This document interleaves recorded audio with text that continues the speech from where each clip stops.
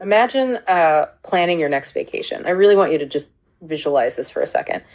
Think about how you put a trip together 5, maybe 10 years ago. Oh, right. It was a whole project. Yeah, exactly. You probably asked a friend who had been there before, or maybe you went to a bookstore and bought one of those incredibly thick, heavy guidebooks. I remember highlighting those things for hours. Right. Or perhaps you even sat down at a desk across from a literal human travel agent. But now I want you to think about the last trip you actually took. Did you skip all of that? I mean, a lot of people completely bypass that now. Totally. Did you just open up an app like ChatGPT and type in, build me a 3-day itinerary for Rome, avoid the major tourist traps, and find me some hidden underground bakeries? And if you are nodding right now listening to this, you are participating in a fundamental rewiring of human behavior. Which is wild to think about. It really is. That shift, from trusting a person to trusting a language model with your hard-earned leisure time is a massive seismic societal shift. It absolutely is. And usually when we talk about measuring something like that, there is this expectation of precision, right? Yes, exactly. If we think about medicine, for example, it feels almost like engineering. You fall, you break your arm, the x-ray shows a jagged white line on the screen, and the doctor points to it. Right. It's either broken or not broken. Boom. Exactly. It is a binary visible truth. But when you step into the world of human behavior, into the social sciences, that metaphorical x-ray machine is entirely useless. Because you can't just take a picture of a feeling. No, you really can't. We are looking at a diagnostic landscape that is incredibly murky. You cannot simply take an x-ray of trust or photograph a societal shift. Yeah, you have to build entirely new mechanisms just to see the outlines of what is happening in the human mind. Precisely. Which brings us to our mission for this deep dive. Today, we are opening up a phenomenal dossier. It is this comprehensive, super in-depth guide to modern social science research methods. But it's not just dry textbook stuff, which I love. Oh, not at all. Rather than dragging us through abstract academic theory, the material uses a highly specific, universally relatable example to teach these concepts. The relationship between the tourist and artificial intelligence. Yes. And on top of that, we are going to explore a rigorous analysis of what happens when researchers use AI to actually conduct the studies themselves. So we are essentially looking at a double-sided mirror here. On one side, we are unpacking how human behavior is studied in the age of algorithms. Right. We are defining the modern AI tourist, which, might just be you. Right, it probably is you. Yeah. And on the flip side, we are exploring an existential question for academia itself. Like, what happens to the scientific method, to the pursuit of truth, when the researcher has a machine acting as a co-pilot? Okay, so let's jump right into how you even begin studying something like this. You don't just wake up and say, I'm going to research AI in tourism. No, definitely not. The material emphasizes that scientific inquiry doesn't start with just picking a topic, because a topic is static, right? AI in tourism is just a label sitting on a shelf. Exactly. Research actually starts by noticing a social tension. A social tension. I love that phrase. Right. Social tension is essentially friction. It is a disruption of the established order. Yeah. So the observation that travelers are completely bypassing human guides, ignoring local travel agencies, and even scrolling past human travel influencers in favor of algorithmic recommendation systems, that is a tension. Because the old way of doing things is colliding with a new technology. Yes, and it's creating this massive ripple effect. But observing that ripple effect still isn't a research question. Like, if you look at that friction and just ask, do tourists use AI? Yeah. You have basically built a dead-end street. Oh, it is such a weak question. Yeah. Because the answer is simply yes or no. Or perhaps just a raw percentage, like 60% of tourists use AI. Okay, but what do we actually do with that information? Exactly. Nothing. It doesn't explain the underlying mechanics of human experience at all. A true scientific question has to link multiple variables together. It has to connect human behavior, the technology itself, the psychological element of trust, and the ultimate meaning the human actually derives from the experience. And the actual question proposed in the material is so much richer. It asks, and I'm pulling this from the text, how does the tourist position AI as a source of information, a relationship of trust, an experienced partner, and a guiding actor in their travel decisions? Think about the phrasing there. It's so deliberate. Yeah, it shifts the AI from being a mere tool, like a calculator or a paper map, to being an actor. It actually acknowledges a relationship. And that phrasing opens up just an entire universe of psychological inquiry. Think about noticing a crack in the foundation of your house. Oh, I like this analogy. Right, so the crack itself, which represents the observation that tourists are using AI, isn't the entire story. You don't just measure the length of the crack, write it down, and call yourself a scientist. Right, because your house is still sinking. Exactly. The real work is figuring out why the ground shifted beneath the house in the first place to cause that fracture. You have to analyze the soil composition, the moisture levels, the tectonic plates. But to figure out why the ground shifted, you first have to know what the ground looked like before the earthquake. Precisely. You have to map out what humanity already knows about the subject. And that leads directly into the next vital step, which is the literature review. Yes. Now, I used to think a literature review was just like hoarding articles. You download 100 PDFs, summarize them one by one, and staple them together. A lot of people definitely treat it that way, just as a purely administrative task to get out of the way. Yeah. But a true literature review is cartography.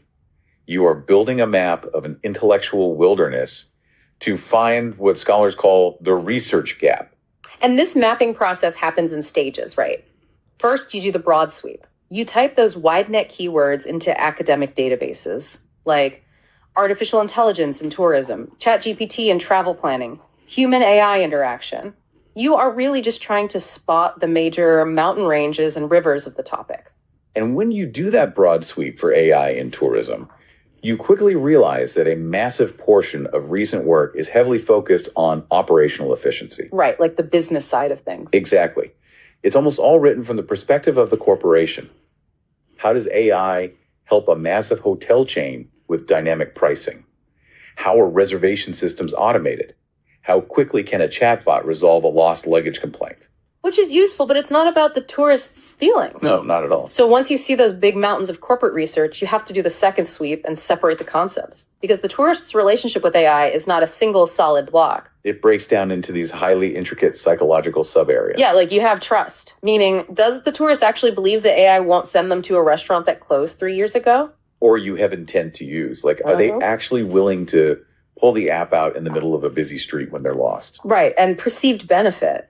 Does this genuinely make the trip better, or is it just making everything way more complicated? And you also have perceived risk, which is a massive driver of behavior.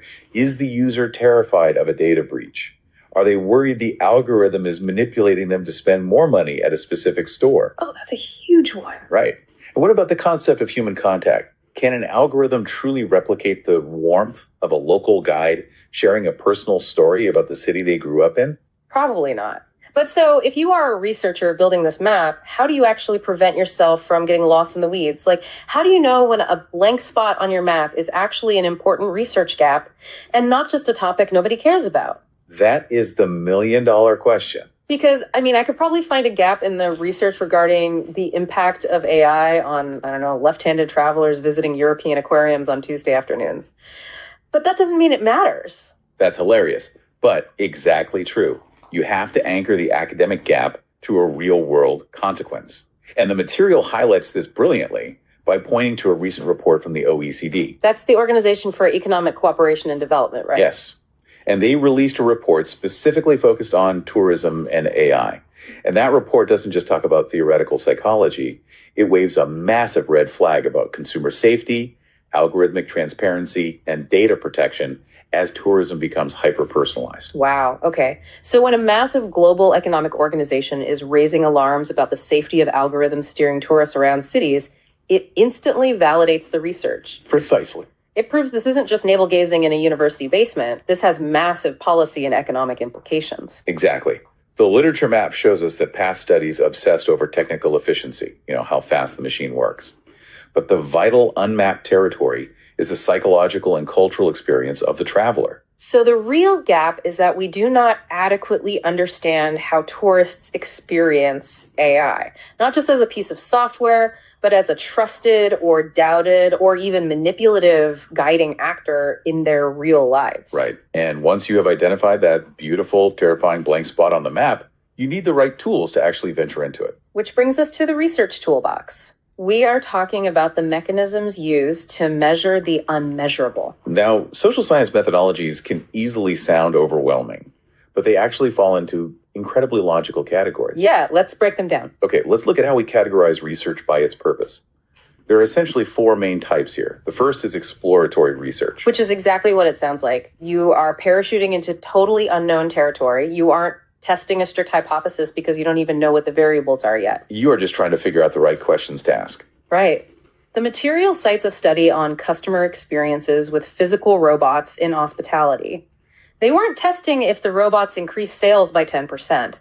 They were just trying to discover how human beings even make sense of a machine bringing them room service. Like, is it creepy? Is it cute? Exactly. So the second type is descriptive research.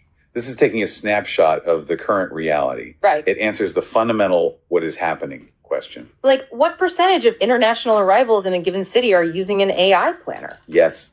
You aren't looking for cause and effect there. You are simply establishing baseline facts, frequencies, and demographic distributions. Makes sense. Then we step up to explanatory research.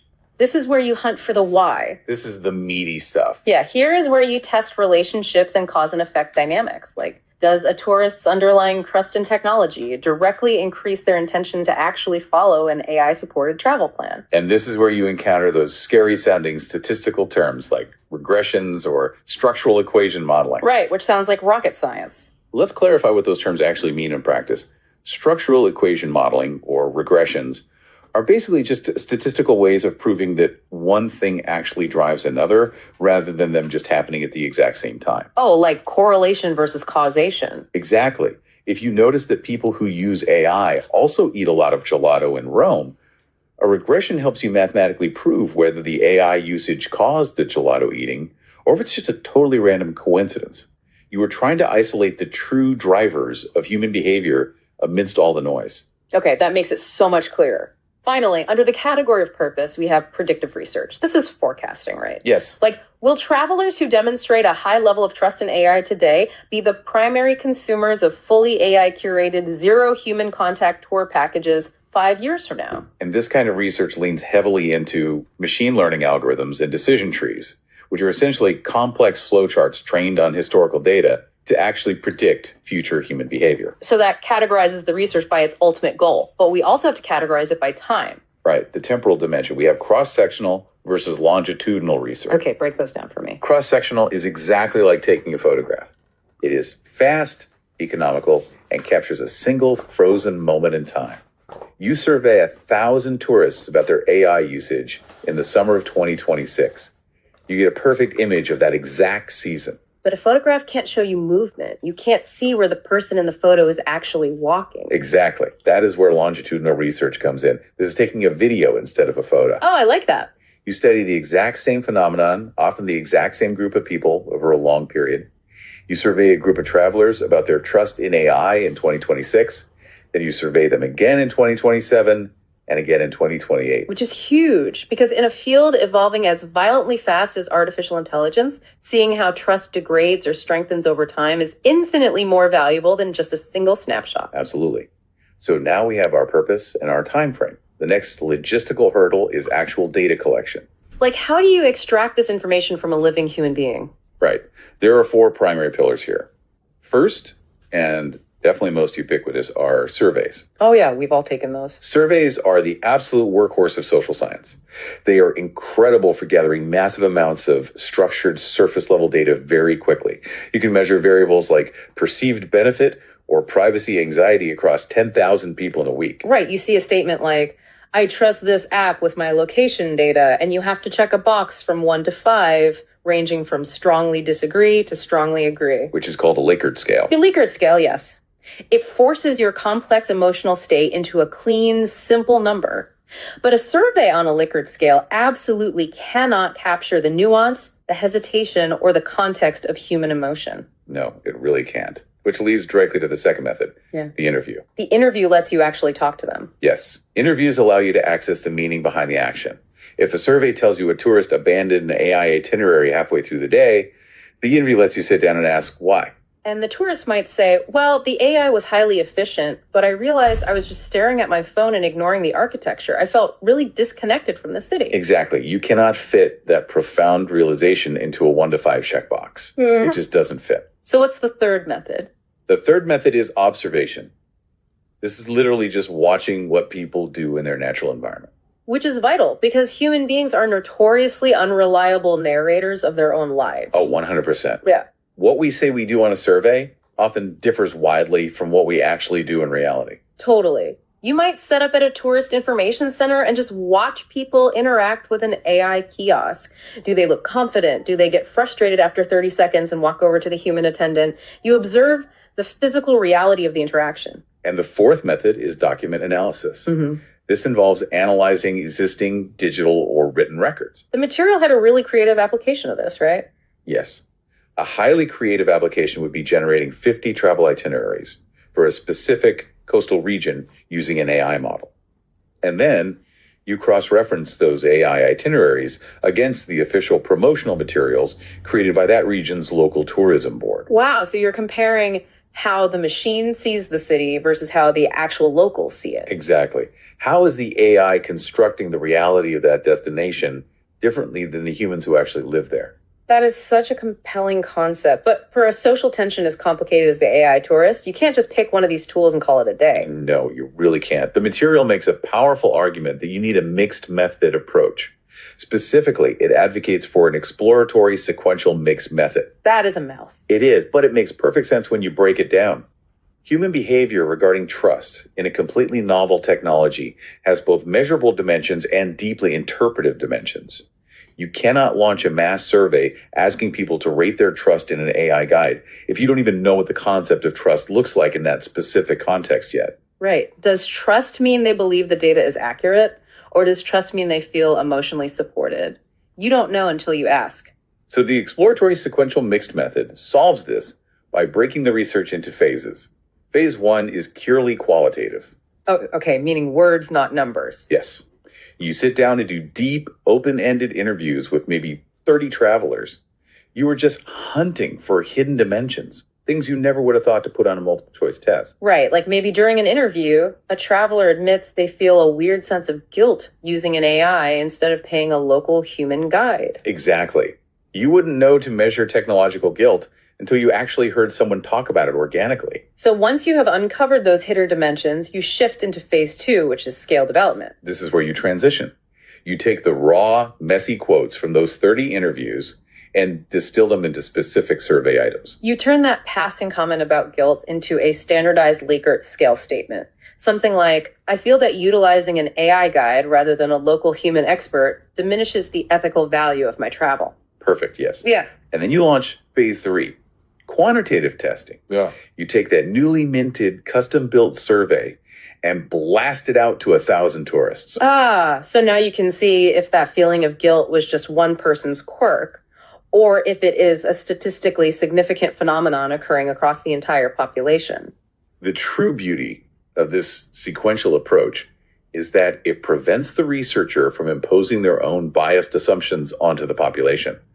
The measurement tools are generated organically from the people actually experiencing the phenomenon. I think about it kind of like trying to launch a new item on a restaurant menu. Oh, I like this. Go on. So the qualitative phase, the deep interviews, is like bringing 5 people into the kitchen, having them taste the dish, and asking them to describe the flavor profile. Like, is the sauce too sweet? Does it need more acidity? Yeah. And then the quantitative phase, the massive survey, is like looking at your point of sale data at the end of the month to count exactly how many thousands of people actually ordered it. Yeah, you absolutely need both. You really do. Because the massive sales numbers don't tell you why people loved the dish, and the intimate kitchen tasting doesn't guarantee the dish will be profitable at scale. Yes, and if your restaurant serves a demographic that prioritizes health over taste, you might find that while the kitchen testers love the rich sauce, the larger market rejects it entirely.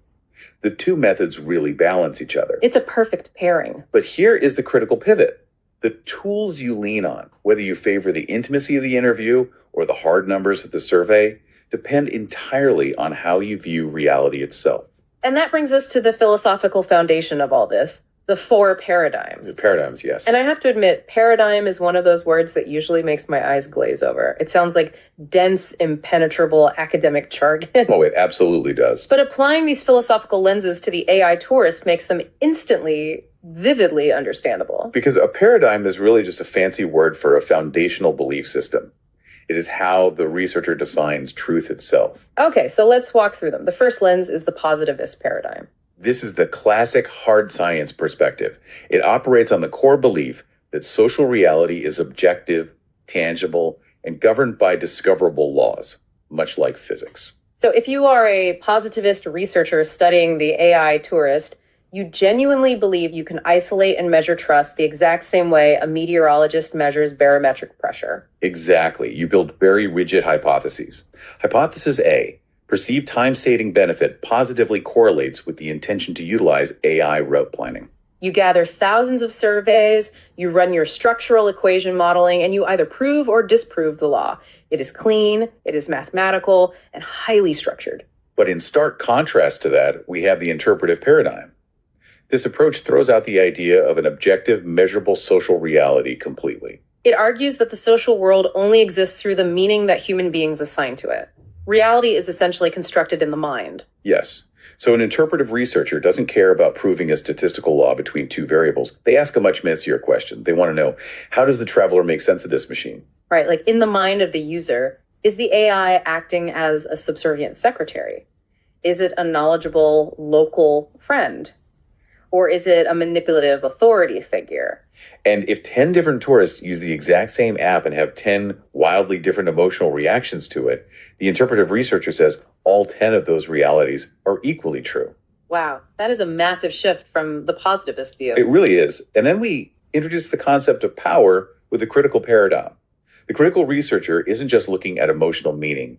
They're looking at ideology, control, and exploitation. They look at systems to see who is actually benefiting and who is being marginalized. Exactly. This lens feels incredibly urgent right now, because if you apply the critical paradigm to the AI tourist, the fundamental question becomes, does relying on artificial intelligence increase a traveler's freedom of choice, or does it covertly restrict their autonomy through algorithmic steering? And we have to remember, an algorithm is never a neutral entity.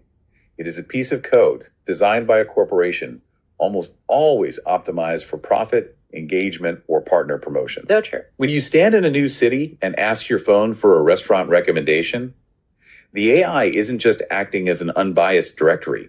It is actively dictating which specific hotel gets seen, which family-owned business gets foot traffic, and which entire neighborhood remains invisible and economically starved. It is exercising immense invisible power over the physical geography of a city. Yes. That echoes exactly what the OECD report was warning about regarding consumer manipulation. The algorithm is literally shaping the physical reality and economic survival of the city by directing the swarm of tourists. It's a huge responsibility. Finally, we have the postmodern paradigm. Okay, the fourth one. This perspective radically rejects the idea of a single, stable truth or a fixed human identity altogether. Reality is fragmented, contradictory, fluid, and defined entirely by shifting relationships. The way the material explains this lens is brilliant. Under the postmodern view, there is no such thing as the tourist with a capital T. Identity is a chameleon. It's completely fluid. Think about a traveler today. At 9:00 a.m., they are this high-minded culture seeker solemnly walking through a historical museum. At 1:00 p.m., they morph into a gastronomy tourist hunting for authentic, gritty street food. By 6:30 p.m., they are an Instagram tourist, just posing for the algorithm to harvest likes. Yes, and at midnight, they are a digital nomad using AI to optimize a co-working schedule for the next morning. Their identity is completely multi-layered and constantly being reconstructed in real time through their interactions with technology. There is no single true self to measure. So when a researcher takes all of these methodologies, the surveys, the interviews, the paradigms, and actually aims them at this massive societal shift, they can start to categorize humanity. They can look at the chaos of human behavior and organize it into recognizable psychological profiles. Which is fascinating. Let's look at the result of this kind of deep synthesis, the AI tourist typologies. Creating typologies is a classic and highly valuable output in social science. It provides a framework to understand complex populations. And the material proposes a really fascinating 6-part typology for the modern traveler. If you are listening to this right now, maybe you're driving in your car or walking the dog, I want you to actively think about these categories, trying to spot yourself or your partner or that friend you always travel with in these profiles. Definitely. So the first category is the AI trusting tourist. This individual views the artificial intelligence as a fully legitimate, highly reliable decision partner. They feel a deep sense of confidence in outsourcing their cognitive load to the machine. They ask for a detailed itinerary, they receive it, and they execute it with minimal second guessing. Exactly. They fundamentally believe the algorithm knows the destination better than they ever could. Okay, then you have the second profile, the skeptical user. This person definitely utilizes the AI. They're not anti-technology at all. Right. They might ask ChatGPT to generate a list of the top 5 seafood restaurants in Lisbon. But they do not offer it blind trust. They take that AI-generated list, open up Google Maps to cross-reference the locations, scour TripAdvisor for recent negative reviews, and then maybe walk down to the hotel lobby to ask the human concierge for their opinion. They use the machine to do the initial heavy lifting, but they fiercely, stubbornly reserve the final authority for a human mind. I feel like I'm definitely a skeptical user. It represents a very common transitional psychology. People want the convenience, but they haven't fully surrendered the trust yet. Okay, next is the third type, the human touch prioritizer. This traveler actively, consciously pushes back against the algorithmic trend. They want the friction, the unpredictability, and the warmth of genuine human interaction. They will happily pay more for local guides, human travel agencies, and the serendipity of just striking up a conversation with a bartender to find out what to do. For them, letting an algorithm curate the trip fundamentally destroys the authenticity of the travel experience. We all know a hardcore human touch prioritizer. Yeah. They are the ones who absolutely refuse to look at Yelp and just walk until they find a place that looks right. Oh, absolutely. Now, the fourth profile is the exact opposite of that, the algorithmic comfort tourist. This type doesn't care about the romanticized friction of travel. They care about extreme optimization. Because modern life is exhausting.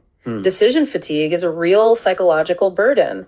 When they go on vacation, they want to completely offload the stress of choosing. They are driven purely by speed, convenience, and reducing cognitive bandwidth.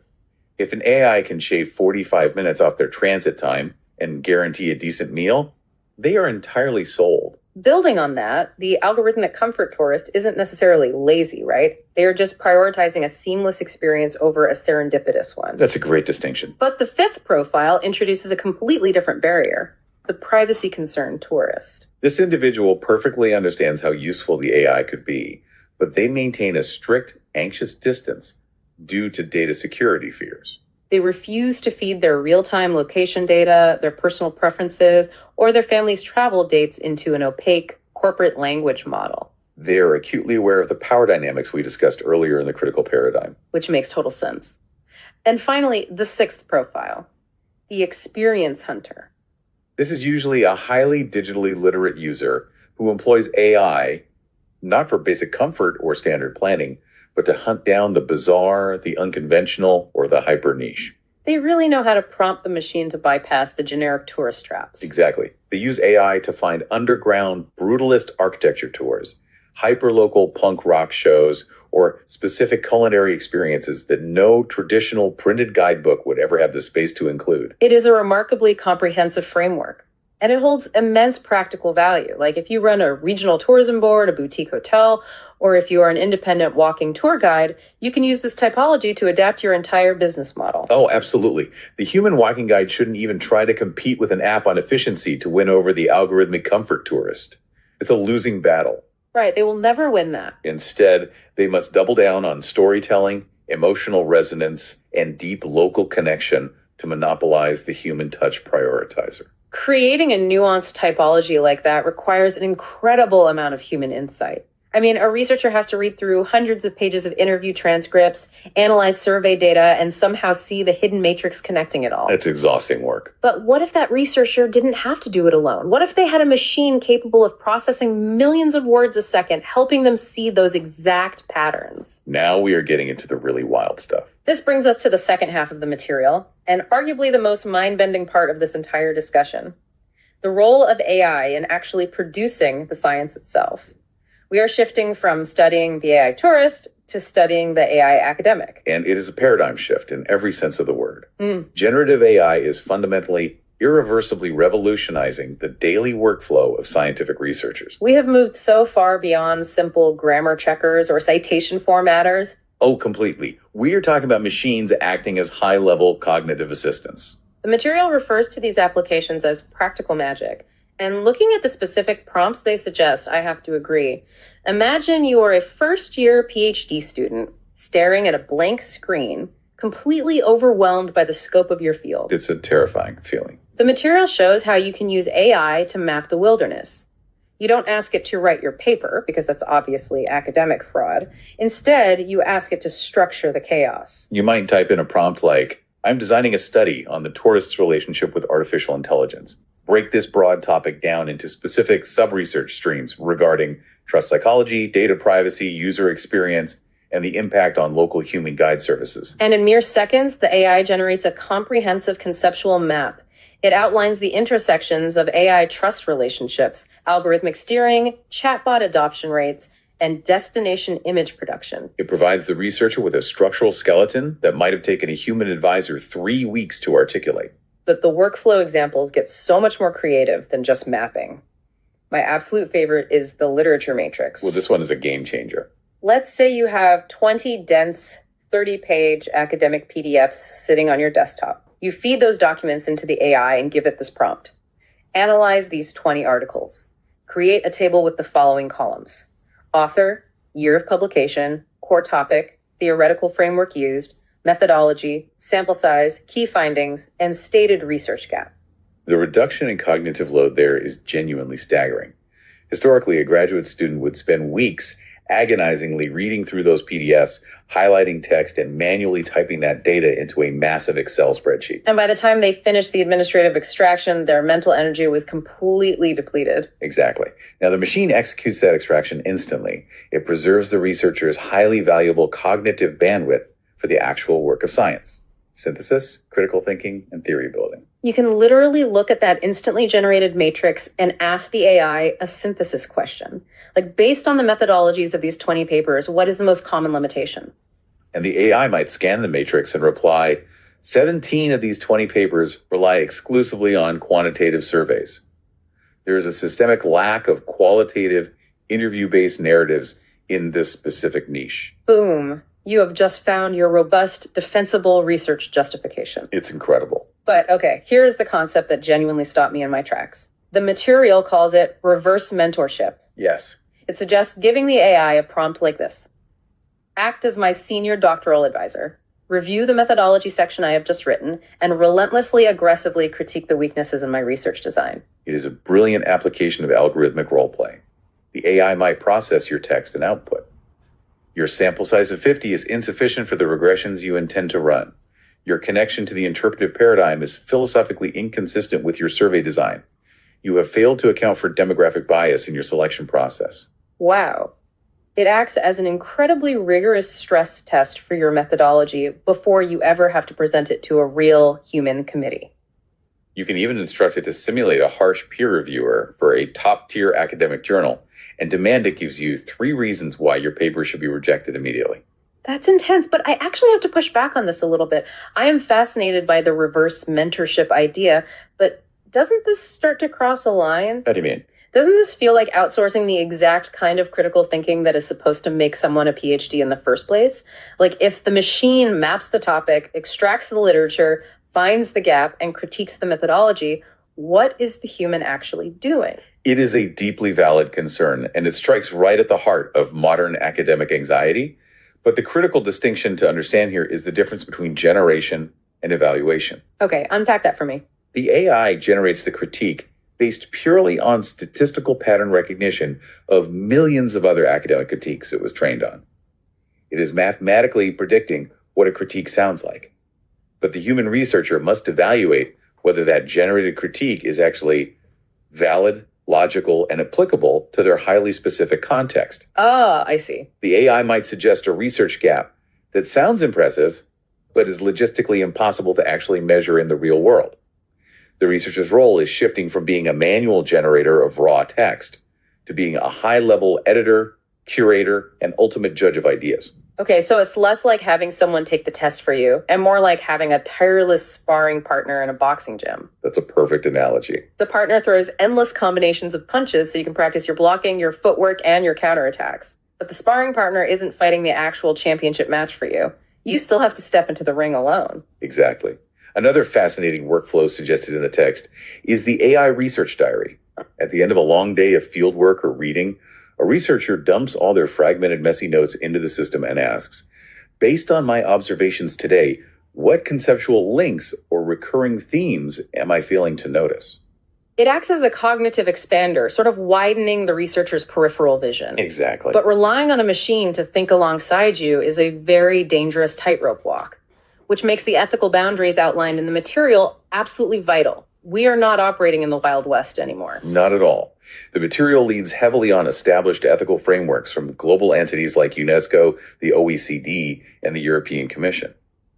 These aren't just polite suggestions. They are core scientific principles regarding human dignity, algorithmic transparency, justice, and mandatory human oversight. Let's clearly define the specific rules for researchers using these tools because they are strict. Very strict. Rule number 1, which is entirely non-negotiable.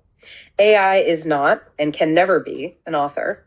Even if a language model generates 3 flawless paragraphs of literature review, the academic, legal, and ethical responsibility rests 100% on the human being whose name is on the paper. You absolutely cannot blame the algorithm if a theory is misrepresented or a citation is totally wrong. Which leads directly into rule number 2, the terrifying reality of hallucinations. This is such a big deal. Language models are not search engines querying a database of hard facts. They are prediction engines guessing the next most likely word. Because of this, they can and will invent completely fake information that sounds incredibly authoritative. Yes, they will invent fake DOI registration numbers, fake statistical correlations, fake article titles, and sometimes attribute entirely fabricated theories to real, living scientists. That is wild. So if a researcher uses AI to summarize literature, they must manually, painstakingly verify the existence and accuracy of every single citation. They have to. Rule 3 is arguably the most critical for actual human safety. Protecting raw data. Yes, anonymization. If you are conducting research involving human subjects, you must never feed unanonymized participant data into a public corporate AI model. Like, if you do an interview with a tourist and you paste a raw transcript that says, John Smith, a 45-year-old lawyer from Chicago, staying at the Marriott in downtown London, said he hates using AI. You have just committed a massive violation of participant confidentiality. You have taken private, protected human data and fed it straight into a corporate machine learning training set. The material provides a very clear protocol for this, though. You must rigorously anonymize data before it ever touches an AI. You feed the machine a stripped-down summary like, Participant 04, middle-aged male, expressed strong dissatisfaction with algorithmic routing. And then Rule 4 addresses bias control, which is a much more subtle systemic danger. How so? Well, these massive language models are predominantly trained on data scraped from the Western English-speaking internet. They carry the cultural, economic, and philosophical biases of that specific demographic. Oh, right. So if a researcher in Turkey or Brazil or India relies solely on an AI to synthesize literature, they are going to inherit that specific Western-centric bias. Exactly. The material explicitly mandates that researchers must actively, manually seek out local contexts, regional literature, and diverse cultural viewpoints to counterbalance the machine's inherent blind spots. To help researchers navigate this complex minefield, the material provides a structured hierarchy of responsibility. It is basically a formula for modern scientific integrity. It dictates that the AI is strictly the assistant. The human researcher is the theoretical mind and the sole ethical owner. The human supervisor acts as the audit point to ensure rigor. The existing academic literature remains the ultimate proof of historical context, and the real-world data, the actual human responses, is the absolute boundary of truth. Data is the boundary of truth. I love that phrasing so much. It's brilliant. It means that no matter how eloquent, how perfectly structured, or how logically sound the AI's generated theory is, if it contradicts the messy, hard data you actually collected from real human beings, the AI is wrong. The human researcher must hold the line against the machine's fluency. This profound tension between the almost magical utility of the AI as a cognitive assistant and the severe ethical dangers of hallucinations, bias, and data breaches leads us to the final, most expansive section of the material. A massive evaluation of this entirely new era of knowledge production. The material concludes with a huge SWOT analysis: strengths, weaknesses, opportunities, and threats of generative AI in academia. Let's break this down, starting with the strengths. We've touched on the sheer velocity of it, a historic, unprecedented increase in production speed. But it's also about breaking down silos. AI facilitates interdisciplinary linking at a scale a human mind struggles with. It can seamlessly blend the psychology of trust, the sociology of tourism, and the computer science of neural networks in a single query. And crucially, it acts as a massive equalizer for academic English, allowing brilliant researchers who are non-native speakers to present their ideas on the global stage without being penalized for grammar. Those strengths are undeniably massive, but the weaknesses are profound, and they actually threaten the core of scientific inquiry. The primary weakness identified is fluency masquerading as depth. Oh, that is so dangerous. An AI-generated essay will essentially always possess perfect grammar, professional transitions, and an incredibly authoritative tone. It looks, sounds, and feels like a rigorous academic paper. But scientifically, theoretically, it can be entirely hollow. This creates a highly dangerous illusion, particularly for junior researchers who might easily confuse well-formatted text with profound critical thinking. The material also explicitly calls out the risk of researcher laziness. Think about GPS. Before we all had GPS on our phones, we had to build internal mental maps of our cities. Now, if the GPS breaks, many of us are completely lost in our own neighborhoods because we offloaded that cognitive skill to a satellite. That is a scary but accurate comparison. Right. If a researcher always uses AI to extract data, map concepts, and summarize findings, they risk losing the mental stamina required to read deeply, sit with confusion, and slowly synthesize complex ideas. And that leads to the most significant philosophical weakness. Yeah. The machine's absolute inability to invent true paradigm-shifting theories. Because AI is, by its very architecture, a synthesizer of the past. Exactly. It looks backward at vast oceans of existing data to mathematically predict the most likely next word. It does not take radical creative leaps into the unknown. As the material sharply points out, an AI can summarize the theories of Karl Marx, Sigmund Freud, or Michel Foucault with absolute perfection, but it could never have invented those theories. Generating those frameworks required stepping completely outside the existing data structure to look at human society from a completely unprecedented, unimaginable angle. Okay, let's pivot to the opportunities, because the material isn't entirely pessimistic.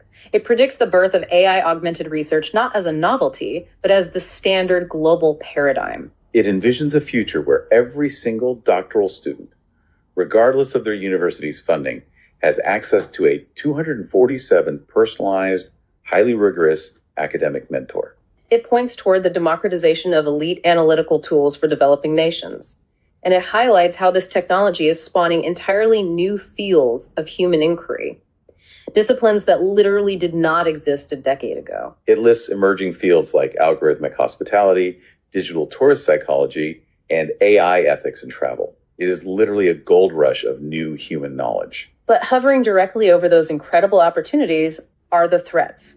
And these threats are not localized. They are systemic risks to the entire scientific endeavor. The first threat is the loss of academic authenticity. If every researcher around the globe is using the exact same 2 or 3 corporate language models to smooth out their writing, structure their arguments, and generate their literature reviews, the entire academic world risks collapsing into one homogeneous robotic voice. We lose the quirkiness, the friction, the unique cadence of individual human thought that often sparks real innovation. And then there is the truly terrifying prospect of fake science operating at an industrial scale. We are talking about fully automated generation of fake data, fake interview transcripts, and fake statistical analyses. If bad actors flood academic journals with thousands of highly plausible, beautifully written, entirely fabricated AI papers, we risk a publication inflation that could legitimately trigger the collapse of the human peer review system. The material paints a genuinely dystopian picture.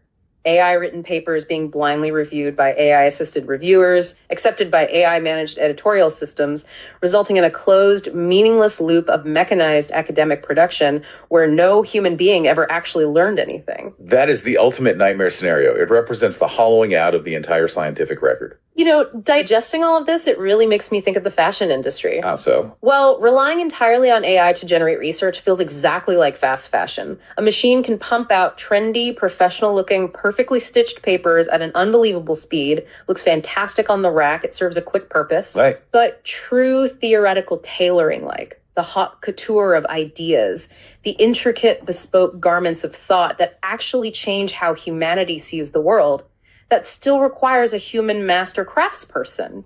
It requires someone who deeply understands the texture, the flaws, and the weight of the fabric of reality. That is a remarkably apt way to synthesize the tension. And the source material actually provides its own ultimate metaphor to conclude this massive analysis. It argues that we must fundamentally change our mental model of what this technology is. We have to stop looking at AI as a calculator. Because a calculator just crunches existing numbers faster and more accurately than we can. Instead, we should view AI as a telescope. A telescope. I really like the visual of that. Think about what a telescope actually does. A telescope does not create the stars. The stars, the planets, the nebulae, they're already there, hanging in the dark. But the telescope allows the human eye to see constellations, galaxies, and vast cosmic connections that were previously completely invisible to us due to the sheer biological limitations of our vision. That is beautiful. AI is the exact same thing for data. It can process human behavior at a scale that allows the researcher to see massive societal patterns that were previously hidden in the noise. But it still absolutely requires a curious, critical human mind looking through the lens to interpret what those patterns actually mean for our future. The future of science does not belong to the academic who simply uses AI to write papers faster. It belongs to the academic who learns how to think alongside it. Exactly. So bringing this all the way back down to earth, what does this actually mean for us? We have journeyed from understanding the hidden psychology of why a tourist trusts an invisible algorithm to guide them through the streets of Rome, all the way to understanding how those exact same algorithms are fundamentally rewiring how scientists study the human mind. It means that whether you are that traveler tapping on an app in a foreign city, or a professional trying to adapt to a new workflow in your office, or a PhD student trying to map out a dissertation, you are an active participant in this massive, unprecedented human algorithm interaction. We are all, collectively, learning how to navigate this incredibly muddy water at the exact same time. We really are. It is a profoundly complex time to be alive, but it is also an incredibly thrilling time to be curious. But as we wrap up this deep dive, I want to leave you with one final, slightly provocative thought to mull over. Okay, let's hear it. The material we explored today was very firm, very confident in its assertion that an AI cannot create the next great philosophical paradigm. It cannot be the next Marx or Freud or Foucault because it relies entirely on predicting patterns from past human data. Right, it's backward looking. But, these systems are not static. They are learning and scaling at an exponential rate. They are beginning to model complex multi-step logic, not just mimic human language. So what happens if 5 or 10 years from now, a machine learning model actually does somehow propose a completely original paradigm-shifting theory of human behavior? What happens if a machine explains our own psychology better than we can explain ourselves? The defining question of that era will we be humble enough to accept a truth about humanity that was generated by a machine?